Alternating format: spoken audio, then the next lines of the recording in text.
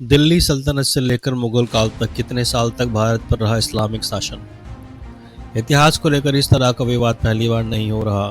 भारत में मुगलों और उससे पहले दिल्ली सल्तनत को लेकर कई बार विवाद हो चुका है।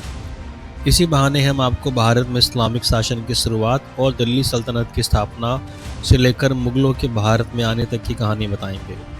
भारत में कैसे पहुंचा था इस्लाम। बहुत से लोग सोचते हैं कि भारत में मुगलों का इतिहास मुगल काल से शुरू होता है, लेकिन यह तथ्य गलत है। भारत में इस्लाम की जड़ें 7वीं शताब्दी से जुड़ी हुई हैं।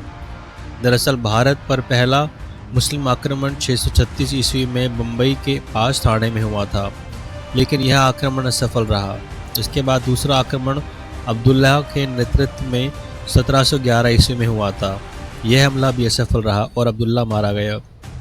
इसके बाद 1712 में मोहम्मद बिन कासिम ने सिंध में आक्रमण कर कत्लेआम मचा दिया। इस युद्ध में अरबों ने सिंध पर जीत हासिल की और इस तरह भारत में पहली बार इस्लाम धर्म का आगमन हुआ। दिल्ली सल्तनत की स्थापना। भारत में दिल्ली सल्तनत की स्थापना कुतुबुद्दीन ऐबक ने की थी, जो खुद मोहम्मद गौरी का गुलाम था। गौरी की मृत्यु के बाद ऐबक ने खुद को दिल्ली का सुल्तान घोषित कर दिया। यह भारत के लिए एक ऐतिहासिक घटना थी, क्योंकि 1206 में कुतुबुद्दीन ऐबक द्वारा दिल्ली सल्तनत की स्थापना के साथ ही भारत में मुस्लिम शासन की शुरुआत हो गई। कुतुबुद्दीन ऐबक ने भारत में गुलाम वंश की स्थापना की। इसके बाद खिलजी, तुगलक, सैयद और लोधी वंश ने दिल्ली की सल्तनत पर शासन किया। मुगल काल की शुरुआत। भारत में दिल्ली सल्तनत 1206 से लेकर 1526 तक रहा। दिल्ली सल्तनत का शासन 1526 में पानीपत की पहली लड़ाई में बाबर और इब्राहिम लोदी की जंग के साथ खत्म हुआ।